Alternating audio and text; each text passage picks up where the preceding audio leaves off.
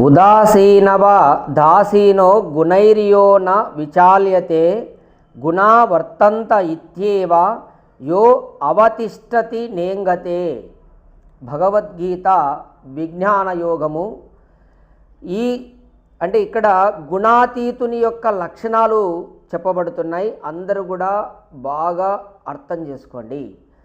ఈ గుణముల యొక్క ప్రేరణకు లోబడని వాడు. ఇక్కడ ఈ గుణములు అంటే ఏంటివి?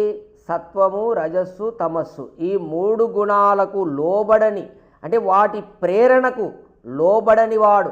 అవి మనల్ని ప్రేరణ చేస్తుంటాయి ఈ మూడు గుణాలు. ఎందుకు? ప్రకృతిలో ఉండేది ఈ మూడు గుణాలే కాబట్టి ఈ మూడు గుణాల్లో ఏదో ఒకటి మనము ప్రేరితమవుతూ ఉంటాం. అయితే గుణాతీతుడు ఈ మూడు గుణాలకు ప్రేరణకు లోబడక, దానికి చిక్కక ఉదాసీనుడై ఉండును. అవి వాని స్వభావానుగుణముగా ప్రవర్తింప ఉత్సహింప చేసినను వానికి తాను ఏల లోబడవలయునని ఎంచి తన స్థితి నుండి చెలింపడు. అవి ప్రేరణ చేస్తుంటాయి ఆ మూడు గుణాలు, ప్రకృతి గుణాలు. అయినప్పటికీ కూడా అతను లోబడకుండా ఉంటాడు.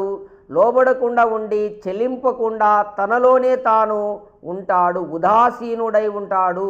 అంటే అంటగా ఉంటాడు. ఇప్పుడు ఉదాసీనుడంటే, ఇప్పుడు ఒక ఉదాహరణకు ఒక రౌడీ ఉన్నాడు అనుకోండి మీ బజార్లో వాడు రౌడీ, దుర్మార్గుడు, హంతకుడు అన్నమాట, హత్యలు చేసేవాడు. మీరు అతనితో ఎలా ఉంటారు? ఉదాసీనంగా ఉంటారు. అంటే అట్లా వానితో ప్రేమపూర్వకంగా ఉండరు, అట్లా వానితో దూరంగా ఉండరు, మీ కొద్దీ మీరుంటారు. అట్లా ఇక్కడ ఈ గుణాలకు కూడా గుణాతీతుడనేవాడు వాటి యొక్క ప్రేరణకు లోను కాడు. ఓం.